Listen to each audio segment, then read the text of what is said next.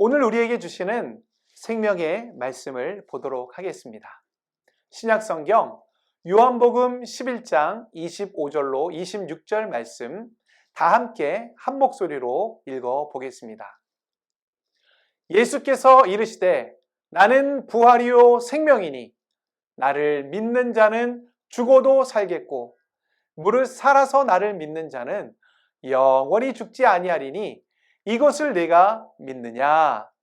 요한복음 11장 25절로 26절 말씀. 아멘. 오늘 말씀의 제목은 생명이신 예수님을 믿어요입니다. 우리 친구들, 심폐소생술에 대해서 들어본 적이 있나요? 갑자기 심장 박동이 멈추게 되면 심장은 온몸으로 피를 공급하지 못하게 됩니다. 그래서 온몸으로 피를 원활하게 공급할 수 있도록 심장에 압박을 가하는 의료활동이에요. 심장이 멈추고 4에서 5분이 지나면 우리의 뇌가 손상을 입기 때문에 누군가 심장이 멈춰서 쓰러졌다면 망설이지 말고 즉시 심폐소생술을 시작해야 됩니다. 그런데 아무리 뛰어난 의사 선생님이라 할지라도 완전히 멈춘 심장을 다시 뛰게 할 수는 없어요. 그 말은 죽은 사람을 살릴 수 있는 방법은 없다는 것입니다. 그런데 오늘 말씀에서는 이 심장이 멈춘 지 4분, 5분이 아니라 무려 4일이나 지난 뒤 심장을 다시 뛰게 한 놀라운 사건이 나오게 됩니다. 이 말은 죽은 사람을 다시 살리신 사건이란 말입니다. 우리 친구들, 이게 어떻게 된 일일까요? 궁금하죠? 그러면 우리 함께 말씀 속으로 쏙 들어가 볼까요? 이곳은 베단이라는 곳이에요. 베다니의 뜻은 무화과의 집이라는 뜻입니다. 그렇다면 이 마을에는 누가 살고 있을까요? 바로 예수님이 사랑하셨다고 하시는 나사로, 그리고 나사로의 동생 마르다, 마리아가 함께 살고 있었습니다. 예수님은 하나님 나라의 복음을 전하시다가 그 사람들의 집에서 가셔서 자주 머무시기도 하셨어요. 머무시면서 이야기도 나누고 식사도 하면서 깊은 사랑의 교제를 나누신 것입니다. 마리아는 예수님께 값비싼 향유를 붓고 머리카락으로 발을 닦을 정도였습니다. 예수님은 그들을 특별히 사랑하셨어요. 그리고 그들도 예수님을 믿고 따랐어요. 그런데 그들의 집에 아주 큰 일이 벌어졌어요. 언니, 어떡해. 오빠의 병이 점점 심해지고 있어. 정말 큰일이네. 어떡하면 좋지? 바로 마르다와 마리아의 오빠 나사로가 아주 큰 병에 걸렸던 거예요. 오빠의 병이 점점 심각해지다 동생들의 걱정도 커져만 갔어요. 언니, 예수님에게 말씀드리자. 예수님이라면 오빠의 병을 고쳐주실 거야. 그래, 예수님에게 오빠를 고쳐달라고 부탁드리자. 마르다와 마리아는 예수님에게 사람을 보냈어요. 마르다와 마리아가 보낸 사람이 예수님께 달려갔어요. 예수님, 큰일이에요. 예수님이 사랑하는 나사로가 큰 병에 걸렸어요. 하지만 예수님은 나사로의 소식을 들으시고 놀라기는커녕 이렇게 말씀하시는 거예요. 그 병은 죽을 병이 아니란다. 오히려 하나님의 영광을 드러낼 병이다. 예수님은 나사로가 병에 걸렸다는 소식을 듣고도 계시던 곳에서 이틀을 더 머무셨어요. 그리고 이틀 뒤 예수님은 제자들에게 베다니로 가자고 말씀하셨습니다. 우리 친구 나사로가 잠들었다. 내가 거기 가서 그를 깨우겠다. 제자들이 말했어요.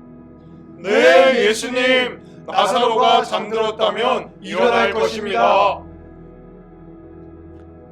예수님께서는 죽은 나사로를 잠들었다라고 표현하셨지만 제자들은 예수님의 말씀을 이해하지 못했어요. 아니, 예수님은 언제 오시지? 예수님은 왜 아직 오시지 않는 걸까? 마르다와 마리아는 예수님이 오시기만을 손꼽아 기다렸어요. 하루, 이틀, 시간이 흘렀지만 예수님께서는 오시지 않았어요. 언니, 어떡해. 오빠가 죽을 것 같아. 예수님을 기다리던 나사로가 결국 죽고 말았어요. 오빠, 이렇게 죽으면 어떡해? 우리끼리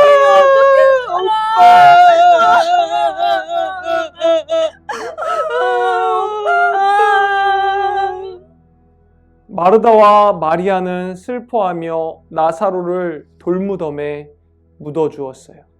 많은 사람들이 찾아와서 오빠를 잃은 마르다와 마리아를 위로해 주었습니다.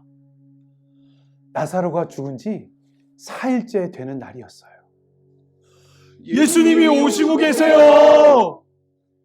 이 소식을 들은 마르다는 예수님께 달려가 울면서 말했어요. 예수님이 여기 계셨더라면 저희 오빠는 죽지 않았을 거예요.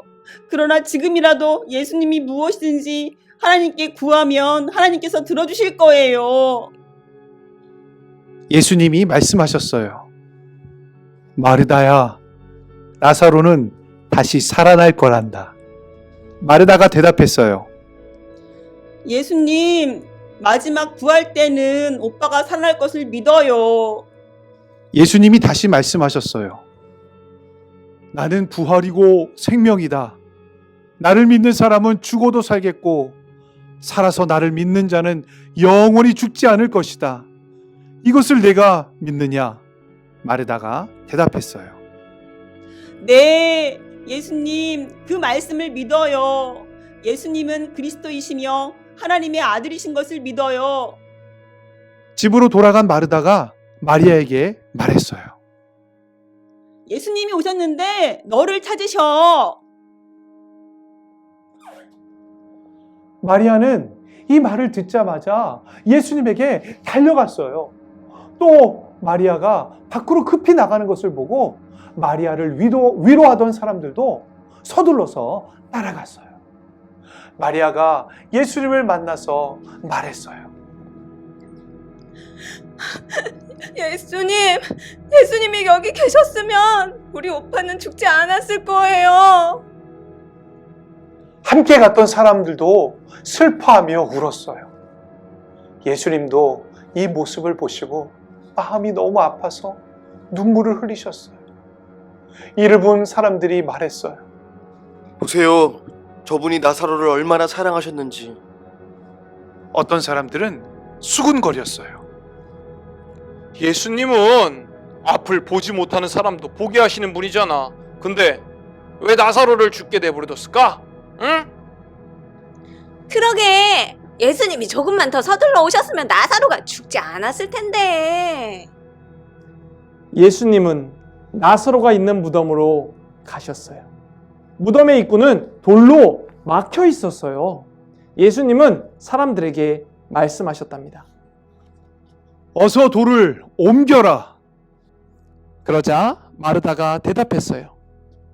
예수님, 오빠가 죽은 지 4일이나 지나 냄새가 심하게 나요. 예수님이 마르다에게 다시 말씀하셨어요. 마르다, 네가 믿으면 하나님의 영광을 볼 거라고 내가 말하지 않았느냐? 예수님의 말씀을 듣고 사람들이 무덤 입구에 막힌 돌을 치웠어요. 예수님은 하나님께 기도하신 후 큰 소리로 외치셨어요. 나사로야, 나오너라! 그러자 놀라운 일이 일어났어요. 죽었던 나사로가 살아난 거예요. 그는 손발을 천으로 감고 얼굴은 수건으로 쌓인 그 상태로 무덤에서 걸어 나왔어요. 마르다와 마리아는 깜짝 놀란 거예요. 아니, 이럴 수가. 살아났어. 오빠가 살았어. 함께 있던 사람들도 놀랐어요. 세상에 이런 일이 죽었던 나사로가 살아났어요. 마르다와 마리아 그리고 그곳에 있던 사람들은 모두 알게 되었습니다. 예수님은 죽은 사람에게 생명을 주시는 분이라는 사실을요. 예수님이 죽었던 나사로를 살려주신 일을 본 많은 사람들이 예수님을 믿게 되었답니다. 우리 차세 친구들, 놀랍지 않으세요? 예수님은 병을 고칠 수 있을 뿐만 아니라 죽은 사람도 살리시는 분이에요. 예수님은 죽은 지 4일이나 지나 썩은 냄새가 나던 나사로를 살려주셨어요. 나사로를 살려주신 예수님은 하나님을 믿는 사람들에게 주어지는 생명이 무엇인지를 그곳에 있던 모든 사람들에게 보여주신 거예요.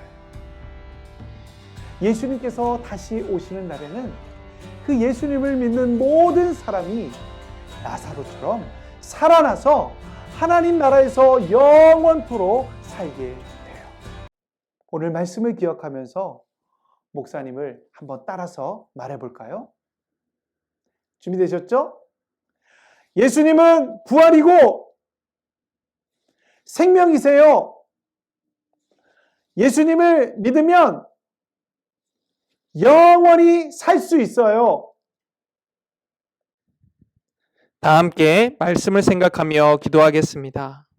예수님을 이 땅에 보내셔서 우리에게 영원한 생명을 허락하신 하나님을 찬양합니다. 몸과 마음이 아플 때에도 예상하지 못한 어려움으로 힘들 때에도 부활이요 생명이신 예수님을 믿으며 담대하게 나아가겠습니다. 우리를 지켜주시옵소서. 예수님의 이름으로 기도합니다. 아멘.